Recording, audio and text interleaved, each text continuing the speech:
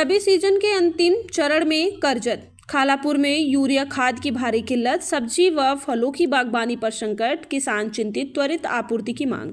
रबी फसल के अंतिम चरण में रायगढ़ जिले के करजत तहसील सहित खालापुर क्षेत्र में यूरिया खाद की गंभीर कमी महसूस की जा रही है, जिससे किसानों में भारी चिंता और असंतोष का माहौल है। इस समय सब्जी की फसलें तथा आम, चीकू जैसे फलदार पौधों का पोषण की अत्यधिक आवश्यकता है, लेकिन जिले के कई खाद विक्रय केंद्रों पर यूरिया उपलब्ध न होने से किसानों को खाली हाथ लौटना पड़ रहा है। खाद की कमी के कारण फसलों की बढ़वार प्रभावित होने और उत्पादन घटने की आशंका जताई जा रही है।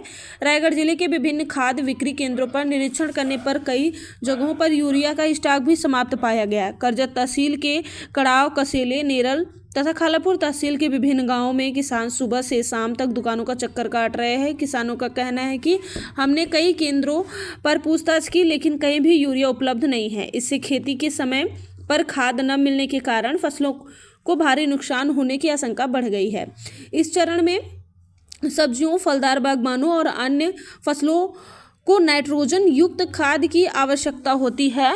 यूरिया की कमी से फसलों की बढ़वार रुकने, फल धारणा कम होने और अंततः उत्पादन घटने की संभावना है। पहले से ही मौसम में बदलाव और बढ़ती उत्पादन लागत से जूझ रहे किसानों पर खाद की कमी का यह एक और बड़ा संकट बनकर सामने आया है। करजत तहसील किसान क्रांति संगठन के सलाहकार पंढरी नाथ विठल दाभाड़े ने प्रशासन पर नाराजगी व्यक्त करते हुए कहा कि रायगढ़ जिले में खाद के कारखाने होने के बावजूद स्थानीय किसानों को समय पर और पर्याप्त आपूर्ति नहीं मिल रही है। यह बेहद ही दुर्भाग्यपूर्ण है। उन्होंने मांग की कि पहले रायगढ़ जिले के सभी तहसीलों में किसानों की जरूरतें पूरी की जाएं, उसके बाद ही अन्य स्थानों पर खाद भेजी जाए। किसान संगठनों और ग्रामीणों ने कृषि विभाग व जिला प्रशासन से तत्काल यूरिया की आपूर्ति सुचारू रूप से मांग की है। किसानों का कहना है कि तहसील स्तर पर पर्याप्त स्टॉक उपलब्ध कराया जाए, खाद विक्रय केंद्रों पर नियमित आपूर्ति सुनिश्चित की जाए, कृत्रिम कमी, आर्टिफिशियल शॉर्टेज रोकने के लिए सख्त नियंत्रण किया जाए।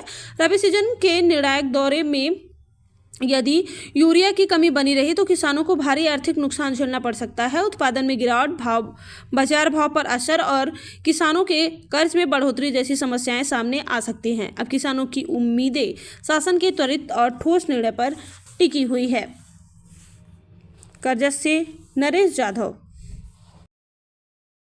बाबा काय सांगाल, आता तुम्ही मगाशी म्हणालात की युरिया खत जे आहे कर्जत, खालापूर, खोपोली या परिसरामध्ये युरिया खताचा तुटवडा आहे, तो कशाबद्दल आणि त्याच्यामध्ये शेतकरी काय चिंताग्रस्त चिंता व्यक्त करत आहे? पहिलं माझं नाव पंढरनाथ विठ्ठल दाभाडे, मुक्काम तमनार. माझ्याकडं किसान क्रांती संघटना त्याचा कर्जत तालुक्याचा मी सल्लागार आहे. आत्ताची अशी कंडिशन आहे का भाजीपाला किंवा भात शेती आम्ही मिक्सर खत मारलं आहे, पण युरिया खताची आम्हाला अत्यंत गरज आहे, जेणेकरून पीक जोरात येतं आहे, उंच येतं आहे त्याकरता, आणि भाजीपाल्याकरता युरिया खत पाहिजे. आणि प्रत्यक्ष ही माझी शेती बघा, या शेतीमध्ये युरिया खत नसल्यामुळं एवढी जोरात येत नाही, हे प्रत्यक्ष बघा. आणि असं असून मी कशेले, कडाव, कृषी खरेदी विक्री संघ, पिंपरे साहेब, कर्जत, खालापूरमध्ये 2-3 ठिकाणी मी खत बघितलं तर खत कुठं काय भेटत नाही. तर हे खत जर भात निसवल्यानंतर तुमचं जर आलं तर त्याचा काय आम्हाला उपयोग? जे खत पीक जोमात येण्यासाठी आम्हाला ते खत पाहिजे, ती त्यांची हंगाम गेल्यानंतर तुम्ही खत दिलं तर त्याचा काय उपयोग नाही.